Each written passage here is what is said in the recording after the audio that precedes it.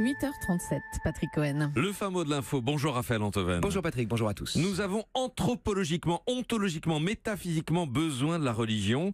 C'est le président de la République, Emmanuel Macron, qui l'a déclaré avant-hier lors de sa visite au Vatican. Oui, c'est une sagesse adverbiale. D'abord, qui est nous ?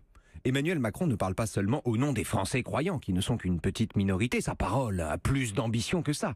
Quand il dit « nous avons besoin de la religion », il parle au nom de l'humanité, rien de moins. Son but n'est pas d'évangéliser la France. Il ne dit pas « les Français sont tous religieux ». Il dit « les humains éprouvent tous le besoin de religion ». Ce n'est pas pareil. Et pourtant, il y a peut-être des tas de gens, peut-être même la majorité des gens, qui ne croient pas du tout en Dieu. Mais vous avez raison Patrick, mais ce fait-là ne change rien au besoin que nous avons de religion. Au contraire. Ah bon, pourquoi ? Mais parce que le besoin de religion prouve non pas Dieu, mais l'absence de Dieu.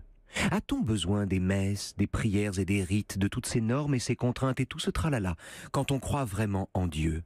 À celui qui sent dans son cœur que Dieu existe, le monde entier paraît un temple. Il n'a aucun besoin qu'une enceinte lui soit consacrée, ni qu'un intercesseur lui traduise une parole aussi claire. Il n'est de religion véritable qu'une religion naturelle. À l'inverse, les rites et les dogmes sont comme les pinces à linge qui soutiennent un visage affaissé. Une religion ne prouve rien, sinon le besoin éperdu que nous avons d'une religion.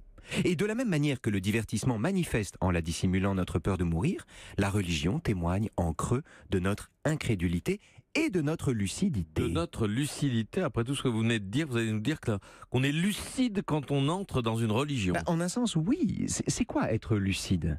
C'est savoir que nous sommes nés par hasard dans un monde qui s'en fout et qu'on va y mourir sans vraiment savoir pourquoi on est passé par là.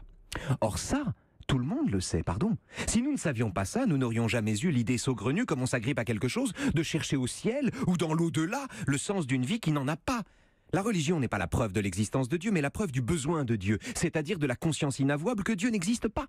C'est la raison pour laquelle le philosophe Schopenhauer, qui détestait l'idée de Dieu autant qu'un pessimiste pouvait le faire, n'en tenait pas moins les religions pour un inestimable bienfait.